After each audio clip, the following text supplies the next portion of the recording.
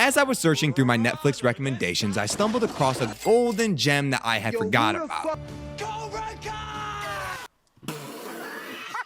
Cobra Kai. Now, recently the new season came out and I decided to say, what the hell? I might as well finish this series. Prepare to face the fury of the hawk.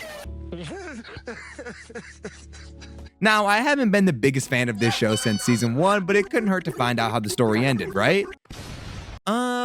Wrong. I am not sure what the hell happened to this show, but how has it gone from a kid's karate tournament to gang wars and prison breaks? I'm not even joking. One of these characters broke out of prison to attend a high school karate tournament. Well, taking our weakest soldiers from our ranks. That's the best way I can describe Cobra Kai. Now, as the title suggests, this show is not great. The dialogue is atrocious. Dimitri and Eli, binary. The plot is stupid. What do you want? Payback. And overall, it doesn't make any sense why these 60-year-old men love kids karate so much. But in saying that, I find myself loving this show.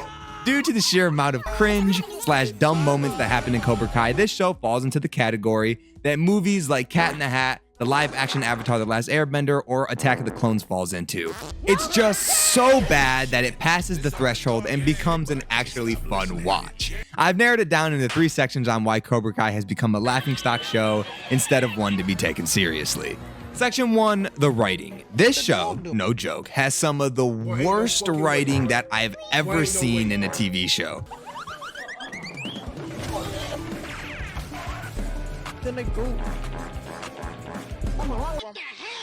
Section 2, the lost plot. Now, honestly, season 1 Cobra Kai wasn't that bad compared to the other seasons released after it. And I think that's because the story revolved around Johnny and Miguel instead of Daniel and whatever the fuck is going on with this guy. But unfortunately, they seem to make the decision to go back to Daniel being the main character, and I think that started Cobra Kai's downward trend. It's not the Miyagi-Do way.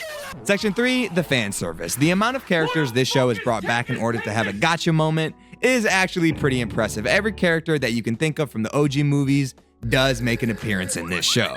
Now, I'm not really going to go that deep into Cobra Kai because, simply put, I really don't give a shit about this show and I do not take any part of it seriously. But I did want to say we are almost at 15K and I want to thank you guys so much for all your support. It's time to uncage the hawk.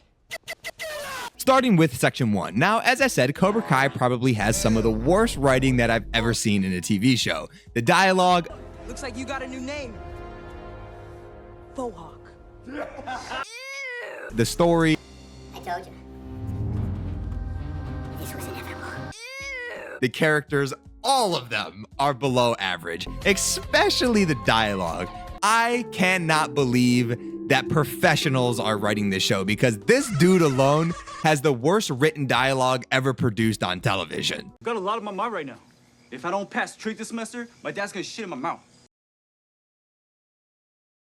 What teenager, no, what human would ever say this to another person? Do not get me started on Daniel Lapusso and Mr. Miyagi, because how much can a grown man talk about someone who's been dead for 40 years? This dude loves Mr. Miyagi more than his kids, his wife, and his students combined. Look, we get it, Daniel. You looked up to Mr. Miyagi and he saved your ass in high school, but we do not need to hear about it every third line, man. It's not the Miyagi-Do way. Just boys. Shut the fuck up. I can't give all the credit to Mr. Trigonometry or Daniel here because all of them have their moments. Miguel, Sam, Payback. Hawk, Prepare to face the fury of the hawk. Tori. This ends tonight. No mercy! All of them have dialogue that just makes you look at the screen like, what the hell is this? Fortunately, the only character who doesn't is Johnny, which happens to be my favorite character. This show feels like if a cartoon cliche was brought to life in the form of nerdy karate kids. And speaking of karate, and I mean this with no hate to any of my karate people in the comments, but if you are in high school and you're super into karate, there's like an 85% chance that you're getting clowned on every day. I do not believe that learning Cobra Kai turns you into Captain America. Miguel, respectfully, should have gotten his ass beat here. As I said in season 1, it's not that bad because it's really the only season that makes sense. plot-wise. Once it became an ultra-violent gang warfare, school brawls, and prison breaks, obviously this show became a joke for everybody involved because no sane person is doing this. I mean, this is a crime, Hawk, and I have to blame this on Section 2. What happened to the original plot of Cobra Kai? Johnny changing the ways of a bullied nerd by teaching him his version of Cobra Kai. When the dojo consisted of Miguel and Johnny, this is peak Cobra Kai, and it was actually a pretty decent show that actually fought in a designated tournament for karate, and it was basically just a 1v1 between Johnny Lawrence student and Daniel LaRusso student, right? That makes sense. That is the level of this show. So how in the world did it get to this point? I mean, read this summary. In the season's final arc, John Kreese gets stabbed by a fellow inmate after he attempts to stop a fight inside the prison. However, he is escorted to a nearby hospital, and it turns out that he faked the stabbing incident to escape prison.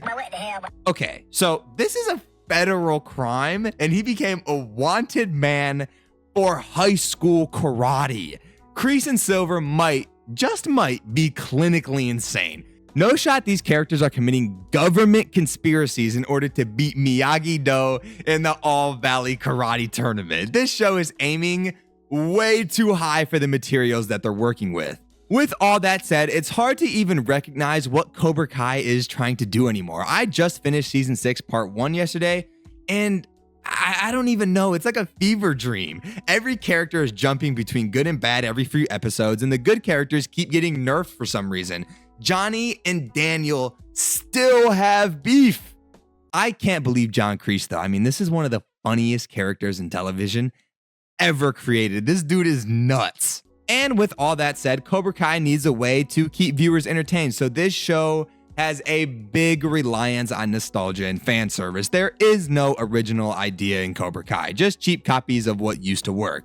This show is way out of bounds, and it's far too late to return to that season 1 charm. But it's still really funny, and the fans of this show have some of the funniest fans that I've seen in a long time. So it's a 10 out of 10 show for me. I hope you enjoyed the video. Let me know in the comments what you think of Cobra Kai and what else you'd like me to talk about. I'll see you guys in the next video.